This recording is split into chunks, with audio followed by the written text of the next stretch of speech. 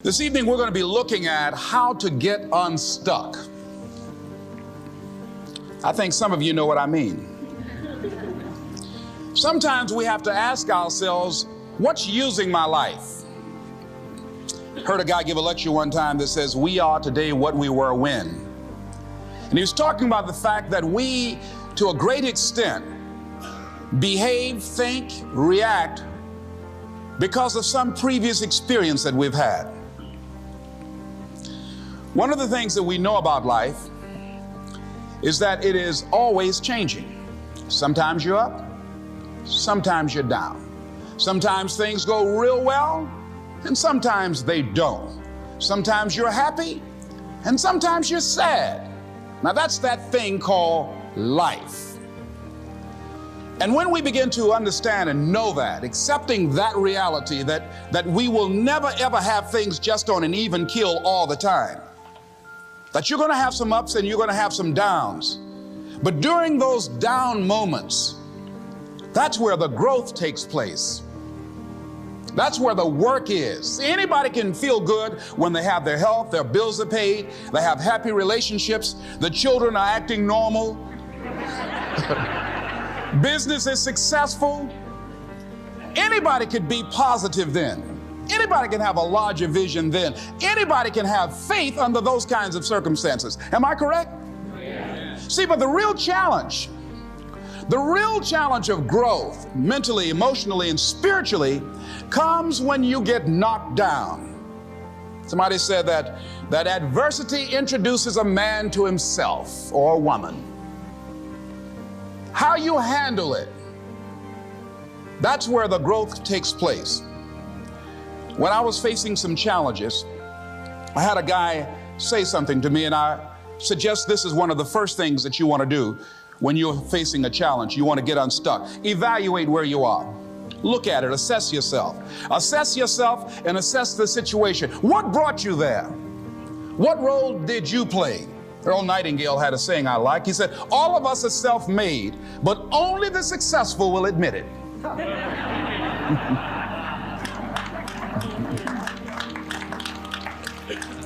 What has brought you to this point? What did you learn from it? Are you learning anything? Or are you doing it over and over and over again? Somebody said that insanity is doing the same thing in the same way, expecting a different outcome. Are you going through it or are you growing through it? Are you bigger and better because of it? Because it's not going to leave you until you grow through it. I was going through a major challenge in my life that was wearing me out, that was using me. And one of my students told me in a class that I was teaching, Lessons in Truth, she said, Les, until you handle it with grace, it will stay in your face.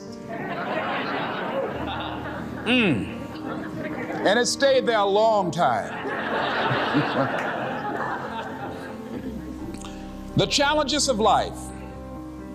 How do we get stuck? A friend of mine went through a divorce. My best friend. He had a wife that did not love him as much as he loved her. It was his first real true love. He was a very religious man. Did not believe in divorce. He made a mistake. And he paid for his mistake with a lot of pain, a lot of tears. And there came to a point where he knew he should have gotten a divorce. But he was stuck. He was stuck in something called revenge. He said, she's made me so miserable, I'm going to pay her back. He was stuck. And he stayed in there longer than he should have because it began to attack him. It began to affect him psychologically. And as a result of that, when he eventually did get a divorce, he took that same attitude to other relationships, looking for something to go wrong. He was burned so badly, he did not want to risk pain again. He was going in relationships trying to avoid pain. When it became too close, he would do something to make sure the relationship did not work. He would always try and find something wrong with the person because there are no perfect people. So if you look for it, you can find it. He was stuck in revenge.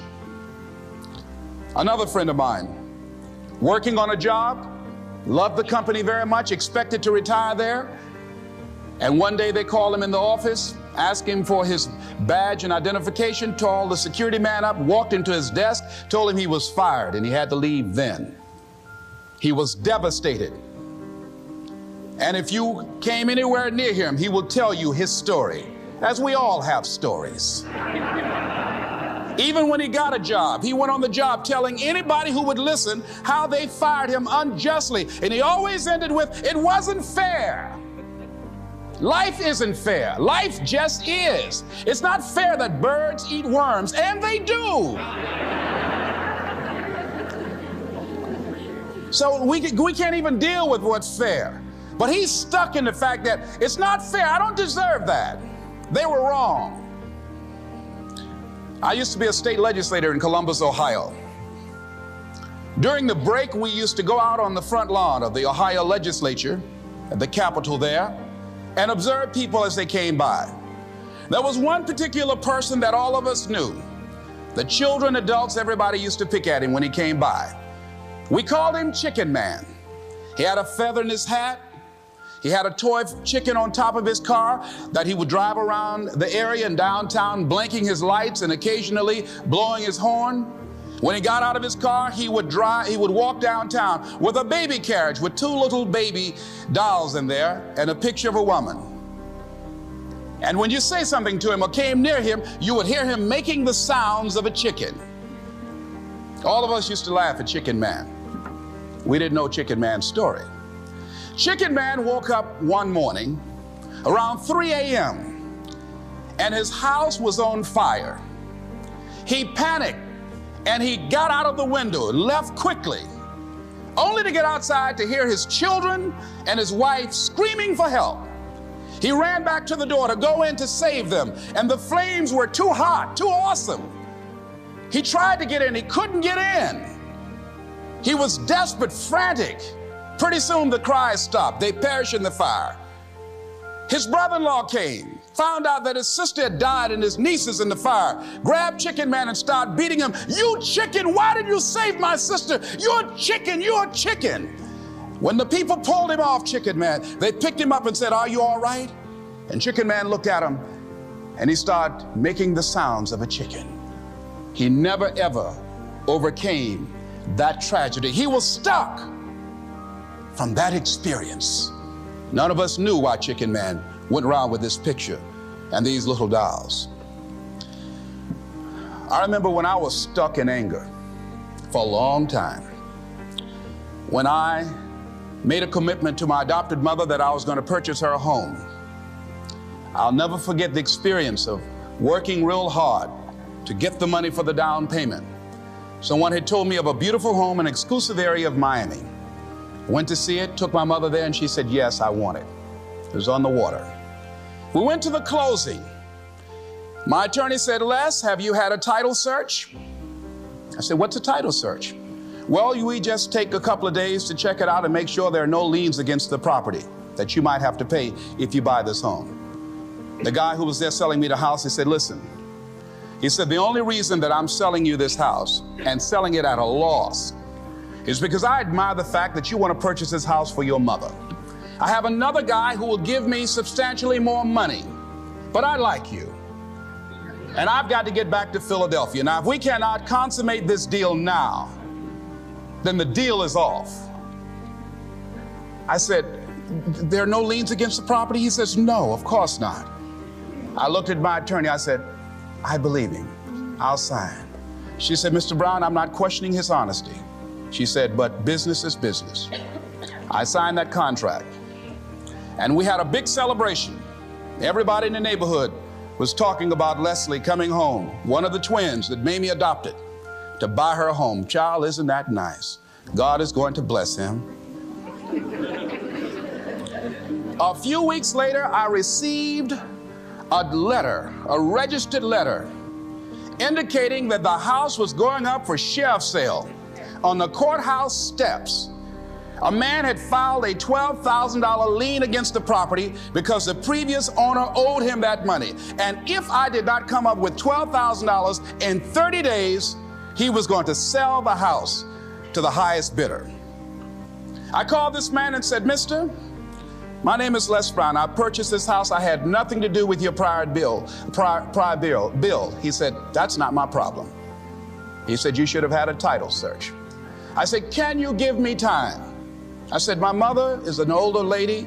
She has a bad heart." And I said, "Please," I said, "if you just give me the time, I don't know how I'm going to do it with the house note and everything else, but I think I can pay you at least $2,000 a month, and within 6 months, somehow I will pay you your money." He said, "No, I want it all in 30 days or you get out." I did everything I could, racked my mind thinking about how I could get $12,000 because I took everything I could to get the money just for the down payment and the closing.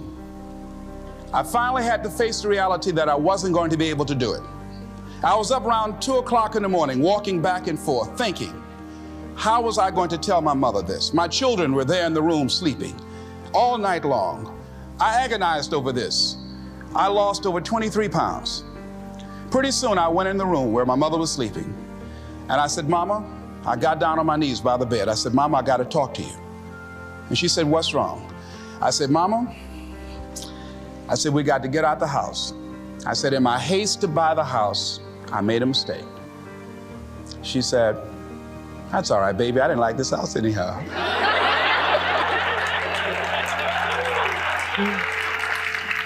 I said, "Mama, you told me you loved it.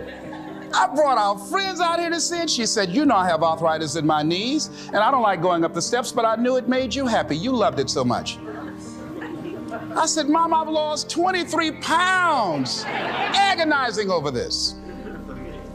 Well, we had to pack up and go back to the old house down the street from Northwestern High School in Liberty City.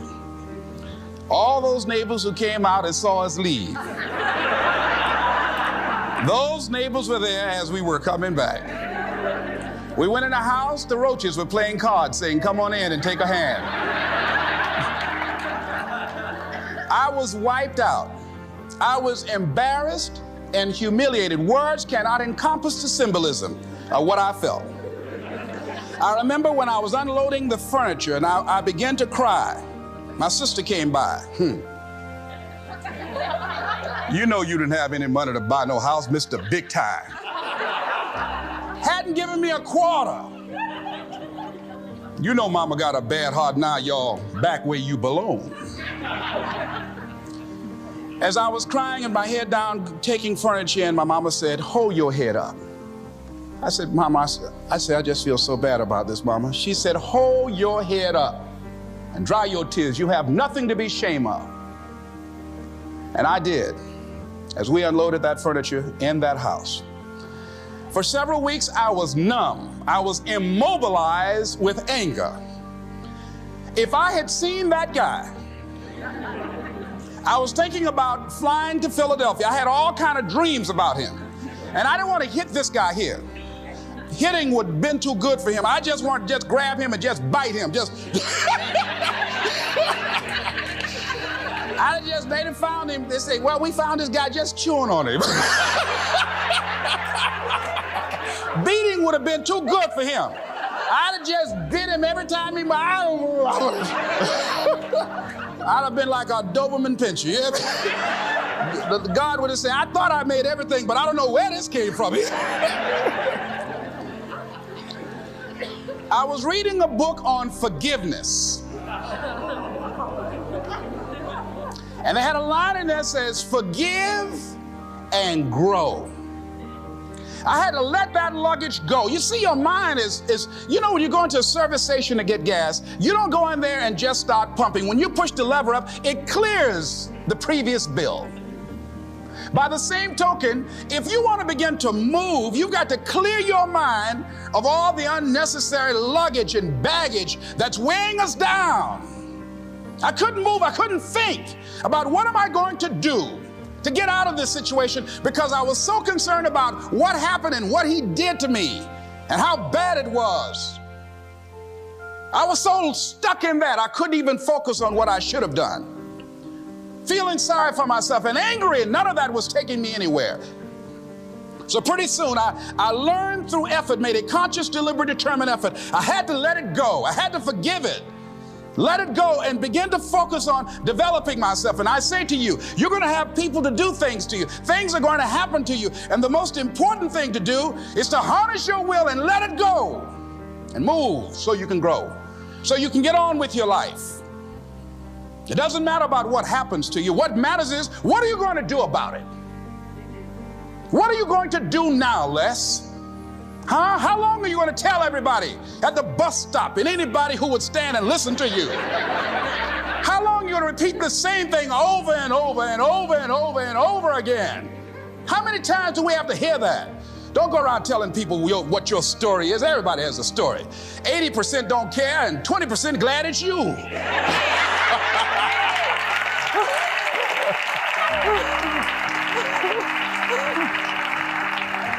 They say, I'm glad that didn't happen to me. Sometimes you think you got some problem. You hear somebody else's problem, and if their problem is real bad, it makes you feel good. Am I right? All right. So I had to let that go. All of us got stories to tell. Chicken Man allowed his tragedy to destroy his life. All of us have experienced some tragedy, and if we haven't, we will. And you can either let it destroy your life, or you can build upon it. You can permit it to let it hold you down, or you can decide, I'm not going to let that happen to me. I'm bigger than this. Make a declaration to yourself. Declare all out war that you're going to get out of this rut. I don't care how good you are. I don't care how talented you are. I don't care how much you work on yourself. There's some times when things aren't going to go right. They just are not going to go right. There are times when anything that can happen will happen. Murphy's Law will be knocking at your door. Why? I don't know why. That's called life. And you have to deal with it. Sometimes your life will be in a slump, just like sports. Some of the best shooters can't hit baskets different times in games. They get in a slump. Do they sit on the sideline and say, I just didn't hit a basket today? No, they continue to execute. I suggest to you that if you are facing a challenge, don't stop. Stay busy. Work your plan. Continue to do those things that you know that work for you after you have evaluated yourself in the situation. Continue to move. Stay busy, stay busy, stay busy. Repeat after me. Help somebody. And help yourself. Because what you give is what you get. Find somebody that you can help so you can forget about you for a moment. See, sometimes the best thing to do is to be. Sometimes you have to just back up and go within yourself. A bow and arrow, you can't take a bow and just push it out an arrow. You just can't push the arrow out. You have to pull it back and then release it. Sometimes you have to back up and go within and pray and meditate and recharge your batteries. Go away, clear your head, and then come back and look at it from a different vantage point. Don't operate while you're under the spell or the effect of what's going on. Next thing is that you've got to activate the thinker in you. Don't allow your emotions to control you. We are emotional, but you want to begin to discipline your emotion. If you don't discipline and contain your emotions, they will use you. Your mind goes on automatic, just like a garden. I loved reading the book called As a Man Thinketh by James Allen. He uses the analogy of the mind being like a garden. Weeds don't have to have any encouragement to grow. You don't have to water them. They don't have to get sunshine. They don't have to have fertile ground. They will grow through the cracks of a sidewalk. Am I right? But if you want to grow orchids or roses or any kind of exotic flowers, there are special processes and procedures you must go through. Well, by the same token, you don't have to force yourself or motivate yourself to think negatively, to be depressed, to hate somebody, to want revenge, to want to get back at somebody, to beat yourself up over the head, to feel loaded with guilt. You don't have to make any effort to do that. Your mind is on automatic. It will do that by itself. But if you want to begin to move into your own personal greatness, If you want to begin to really enjoy a happy, successful, healthy life, you've got to be willing to go against the tide. You've got to be willing to harness your will and say, in spite of this, I'm in control here. I'm not going to let this get me down. I'm not going to let this destroy me. I'm coming back, and I'll be stronger and better because of it. You have got to make a declaration that this is what you stand for. You're standing up for your dreams. You're standing up for peace of mind. You're standing up for health. You want it, and you're going to go all out to have it. It's not going to be easy. When you want to change, it's not easy. If it were in fact easy, everybody would do it. But if you're serious, you'll go all out. So yes, I'm going to turn this situation around. I'm not going to sit back and moan and cry over what happened and what went wrong and who did what. I'm going to do something about this situation. The next thing that is important is that expect things to get better for you, because they are. See, life is cyclic. You're not, whatever experience you're having right now, it has not come to stay. It has come to pass. Not to stay, just to pass. It's just going through. The biggest challenge is to know what's happening. This is a part of this thing we call life. This too shall pass. And maintaining perspective, putting it in perspective. I was doing a training at a college, and it was a 2-day training during orientation. And in the training that I provide, I'm a motivational speaker, but I conduct processes in personal dynamics, where people begin to go through changes that stimulate the right and left hemisphere of the brain, enable them to see themselves differently. I conducted this particular simulation with these young kids, 17 and 18 years of age, so that they would begin to see how they make decisions or how they would survive in this particular simulation process we gave them. We had them to do it individually and then collectively. Over 30% of them wrote down as their first option, in order to survive, they would commit suicide. First thing they wrote down.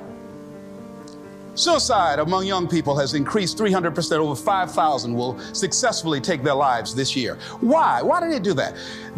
I said, I was so shocked. I said, what do you mean? Well, at least we would not suffer.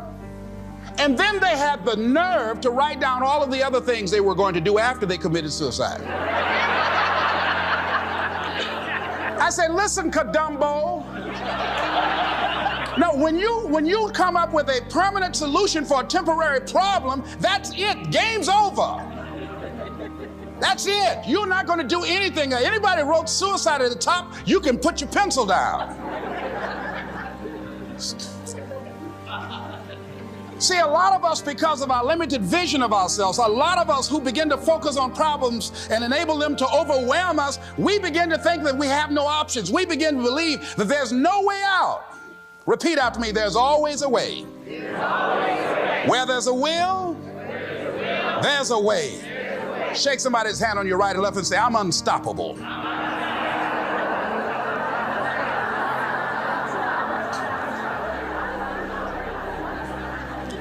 You've got to make those kind of declarations to yourself. I'm unstoppable. This will not get me down. And if I get knocked down, I'm going to be like Leo Pascal. You said you're going to have some low moments in life, but when you do, you will have high lows when you work on yourself. What are some of those things that you can do during this period of time? Go for walks. Do some things for you. Just go for a stroll so you can engage in some reflective thinking on life, on yourself, looking and enjoying the universe, smelling the roses along the way. Listen to upbeat music, music that inspires you. I have oldie but goodies. I have strategies that I engage in to recharge my batteries. I'm preparing for that because I know things are going to happen that I cannot anticipate. A very good friend of mine died the other day. I had a program for myself. I have books that I read that inspire me, tapes that I listen to that fire me up. Because you're going to have sometimes low moments when you won't want to get out of bed. You just want to stay there. At times you won't want to come out the house. At times you'll be feeling bad and don't know why. What's wrong? I don't know. Just leave me alone. Why did that happen? I don't know. It's called life.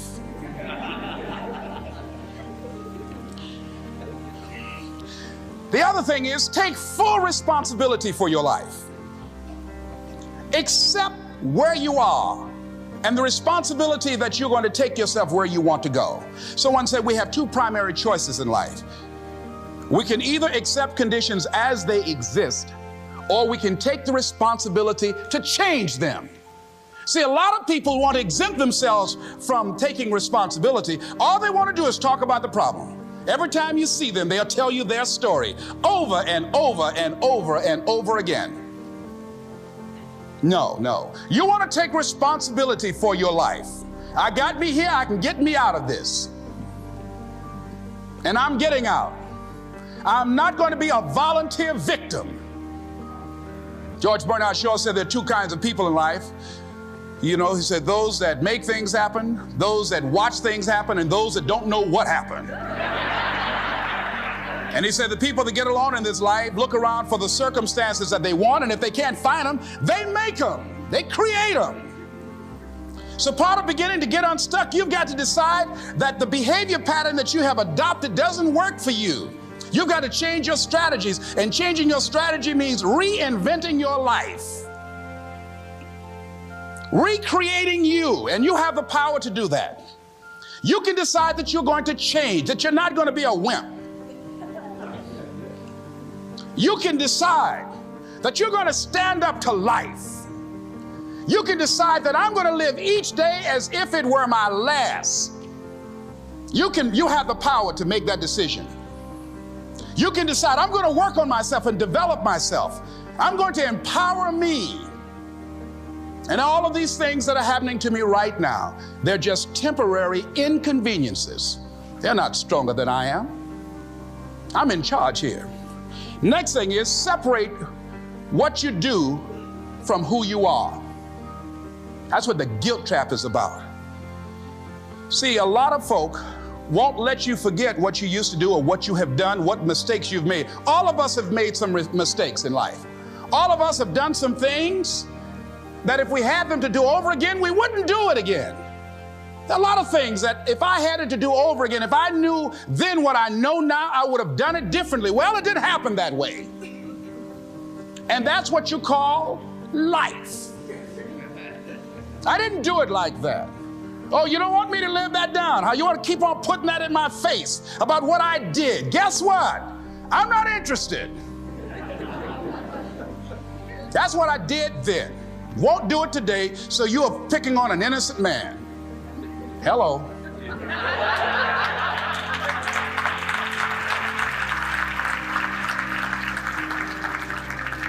So as you're in the process of reinventing your life, write a description of the kind of person that you want to be. What are the things that you must overcome? What qualities about your personality you know that you're going to have to change because those particular characteristics are liabilities to you? What are your assets? What are your strong points? Look at and evaluating yourself to make that determination. Other thing is that in order to get out of a rut, we need some coaching.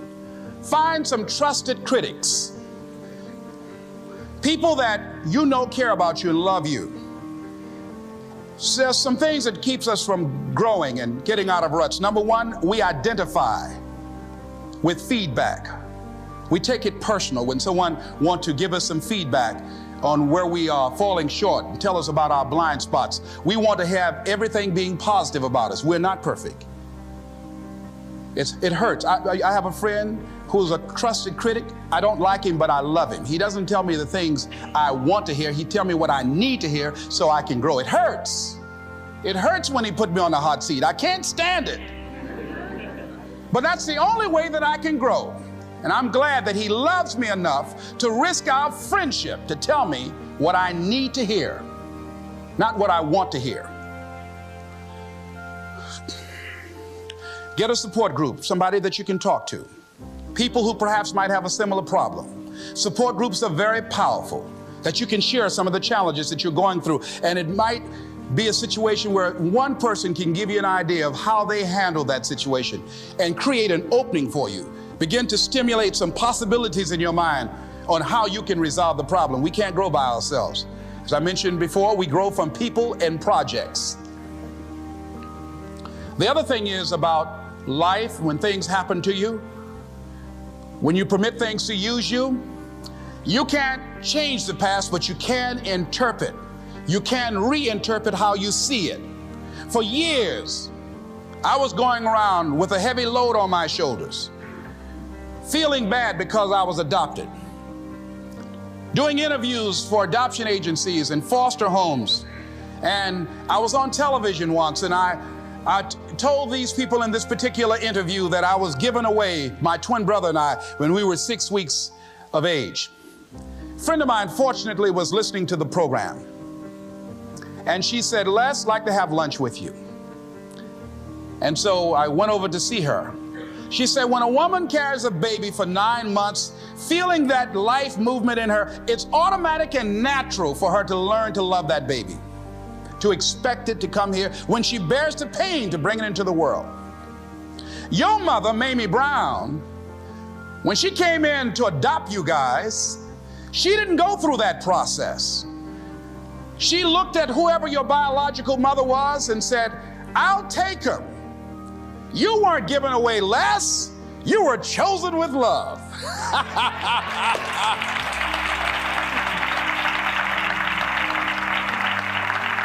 Same circumstances, same event, but reinterpreted. An interpretation that empowers me. Am I making sense to you? So when you begin to look at your past, give an interpretation that empowers you. That's where I used to be. That's not where I am now. I'm growing. Now I want you to think about, in your mind right now, think about some particular event or act in your life that you feel very bad about, that you really regret that took place. If you had to do over again, you would do it differently. With that there, I want you to see yourself in your mind's eye and say to yourself, I love myself unconditionally, and I forgive myself. If I knew better, I would have done better. I want you to think about somebody that caused you some pain, caused you some disappointment, somebody that you don't like. Let me tell you something about the mind, how it uses you. I'll tell you something super stupid that I used to do. Do you know for years I hated my mother and my father, whoever they were, because they gave me away as I thought at that point in time? And guess what? I didn't have any faces for the hatred because I never saw either one of them. And I said, I hate them for that. And then once I forgave them and said, it's okay, had they not given me away, I would have never been blessed to have the mother that I have, who to me is the greatest mother in the world. So the universe unfolds as it should.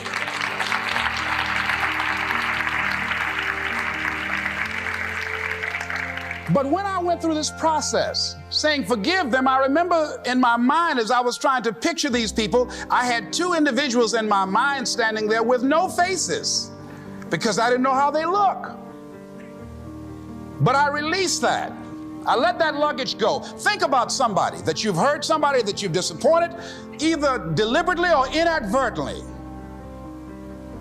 or someone that has hurt you deliberately or inadvertently. Think about them, somebody that you really, when you think about them, the room turns red. Look at them in your mind's eye and say, I forgive you. I forgive you unconditionally. Whew, boy, that's a heavy load to let off. When I thought about that guy, I said, wait a minute, I can't, no, you don't know what this guy did. This was my mama. You don't know what we went through. My student said, Les, Forgive. Let it go. If you want to be forgiven, you better forgive somebody. None of us are perfect. All of us have made some mistakes. And it wasn't easy. It's not easy forgiving, am I right? It's hard. See, everybody won't forgive. They say, I forgive, but I don't forget now.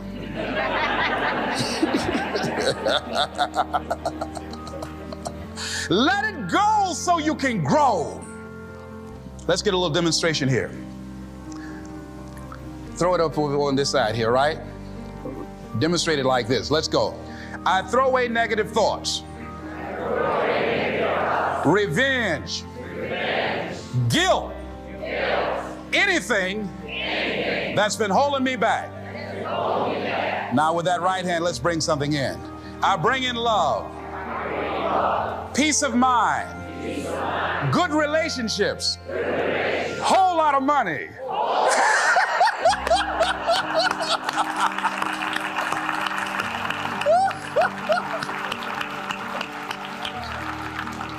I don't know why people raise their voices when we say a whole lot of money.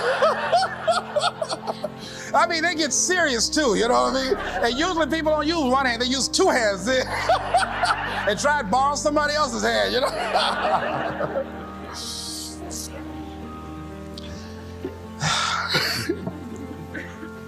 Reinterpreting our past, understanding and knowing that we can move from where we are, that we can begin to design the kind of life that empowers us, that gives us happiness, that enable us to be on top of who we are, knowing that as we begin to explore new horizons and new vistas in life, that as we begin to focus on developing ourselves, as we begin to elevate ourselves and not to follow the crowd, activating the thinker in us and disciplining and putting on hold the emotional part of ourselves.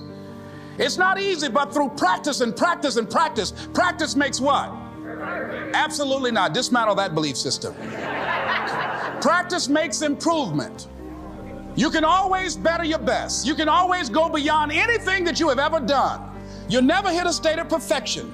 You're always bigger than what you do. And so all you're looking for are new breakthroughs through practice and practice and practice. You'll get better and better and better. And there's still some things that will happen to you that will catch you on the blind side that you did not anticipate. You'll get knocked down, but you won't be knocked out. You'll be able to get to your feet again, be on the ropes, but you'll have a fast recovery rate when you work on yourself. Read inspirational books, of course. Listen to tapes that begin to inspire you, and stay around people who will empower you.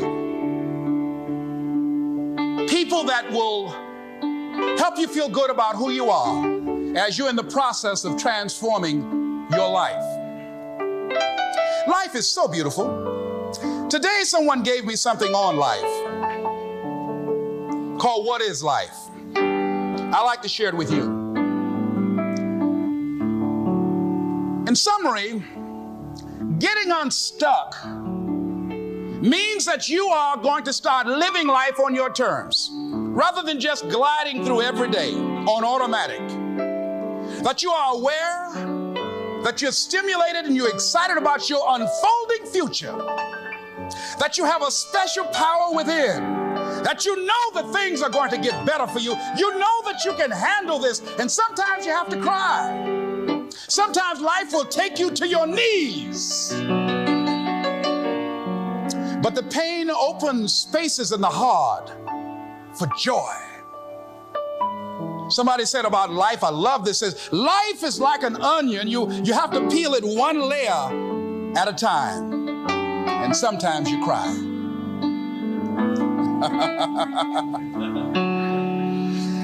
This author said about life, life is a challenge. Meet it.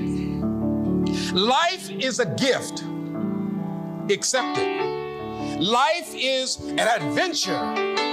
Dare it. Life is a sorrow. Overcome it. Life is a tragedy. Face it. Life is a duty. Perform it. Life is a game. Play it. Life is a mystery unfolded. Life is a song. Sing it. Life is an opportunity. Take it. Life is a journey. Complete it. Life is a promise. Fulfill it. Life is a beauty.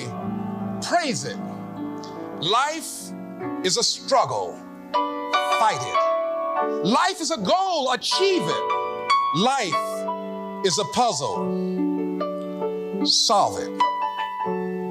Isn't that beautiful? I love that.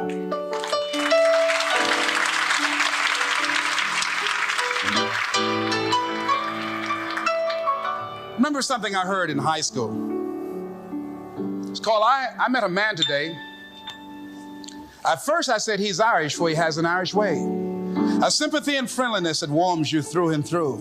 And then I thought, oh no, he's not. He really is a Jew. His eyes so dark and eloquent, like eyes of pearl, like those of Peter maybe, or perhaps Emmanuel.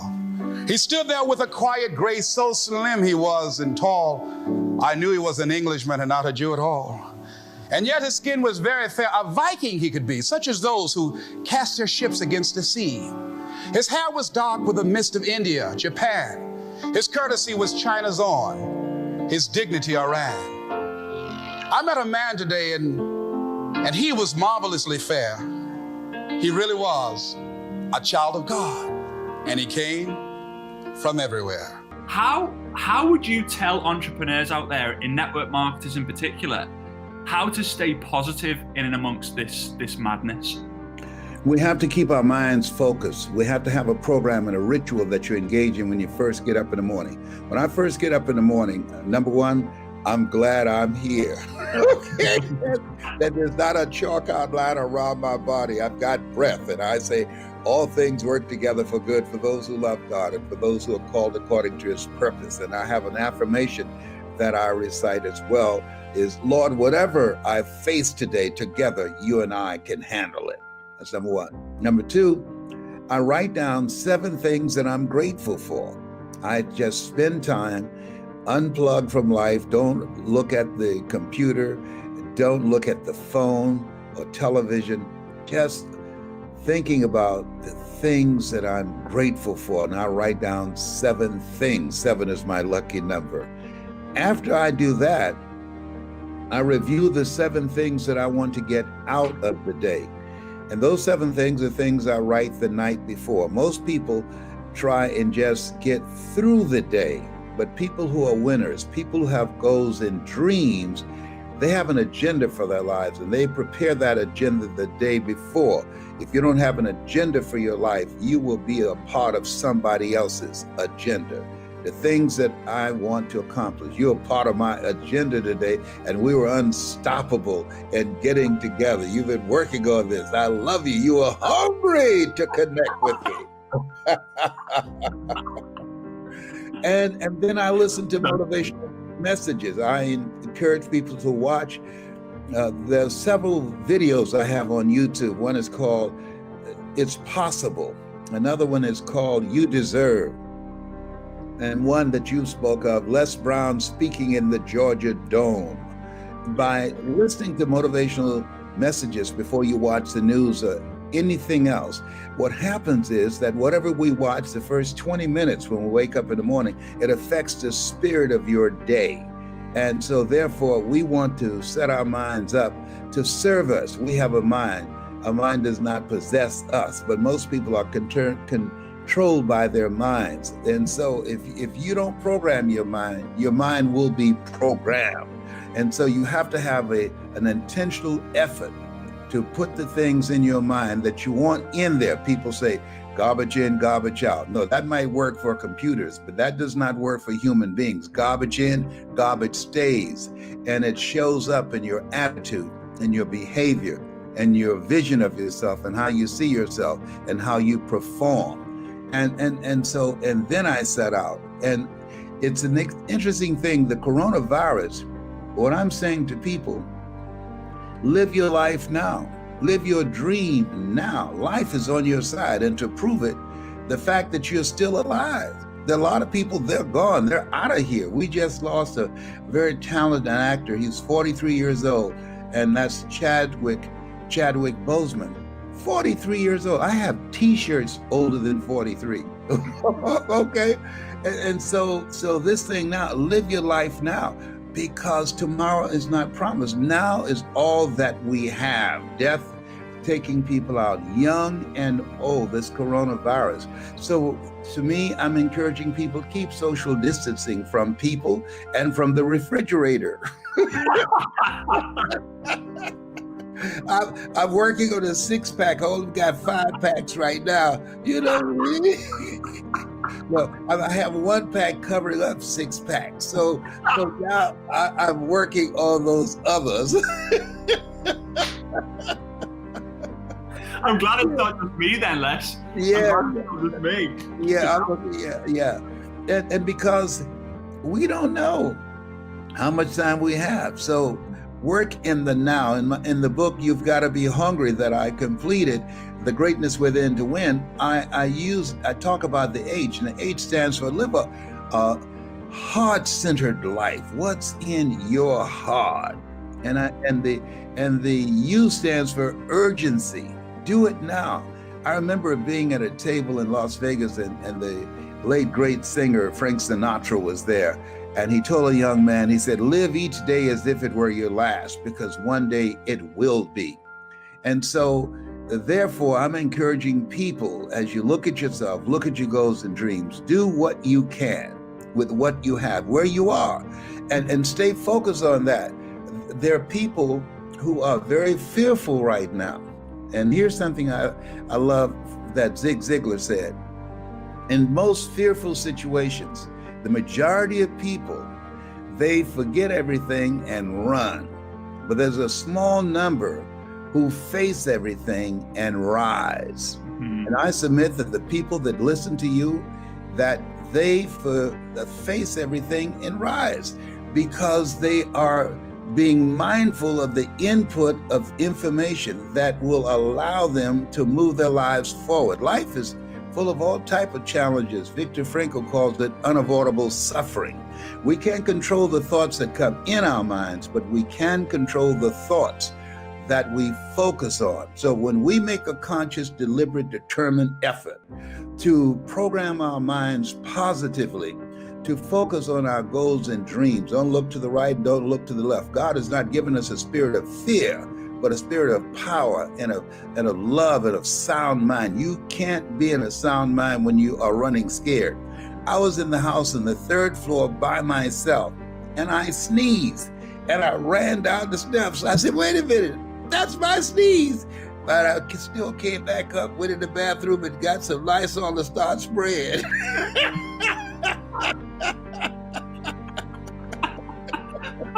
I was scared out of my wits of my own sneeze. After a time you sneeze, people say, God bless you. Now they look, say, you know what, can you move over there?